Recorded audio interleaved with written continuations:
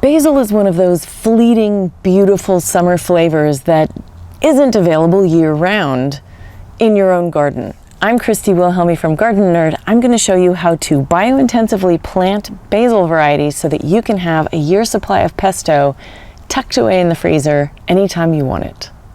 Here at Gardenerd headquarters, we usually plant 8 different varieties of basil leaves so that we can have an assortment of beautiful, delicious green leaves or purple leaves at our disposal all season long. But the main reason why we grow basil is to make jars of pesto for the freezer.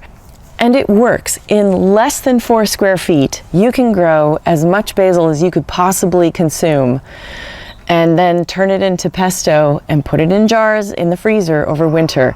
I have another great video on all the different varieties of basil you can try growing in your garden. Today, we are going to grow 2 downy mildew resistant varieties, Rutger's Obsession and Rutger's Devotion, because we've had trouble with basil downy mildew in the past few years.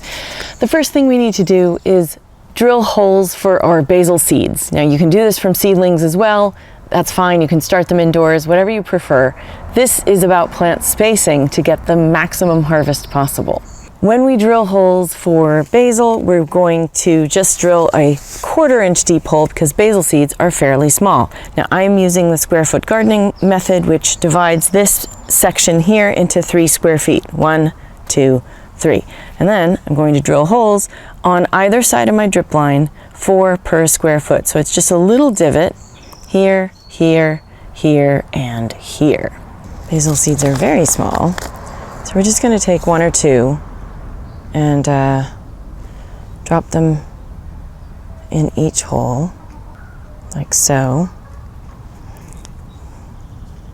like that. So we've done Rutger's Obsession in these 6 holes, and now I'm going to do Rutger's Devotion in these 6 holes. So I have 1.5 square feet dedicated to each variety. 2, and you only need to put a couple of seeds in each hole and go back and reseed if it doesn't come up. So this is 12 plants in 3 square feet, which might seem like a lot, but when I was growing 8 different varieties of basil, it was nice to have that variety, and you can too.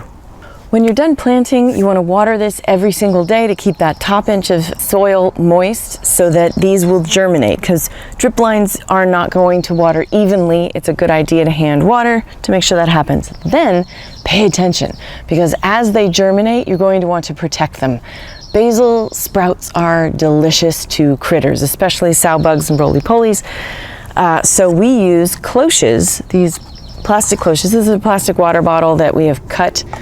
Take the lid off, cut in half, and put a hole in the bottom, and then you can secure these over your sprouts when they sprout. I don't put these on until they sprout, but when they do, these get covered immediately, and until they have a couple of sets of leaves on them, they're staying covered and protected. And you can water right through these holes here, so they won't get too hot and melt.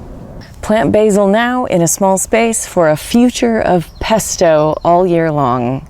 For more information about growing basil and a whole bunch of other stuff, check out my book, High Yield Small Space Organic Gardening, and check out my other books, my online courses, and consider becoming a Patreon subscriber to support all the free stuff that we do here at Gardenerd.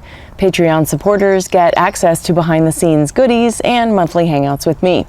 And find more great videos like this, blog posts, podcasts, and other stuff at gardenerd.com. Happy gardening.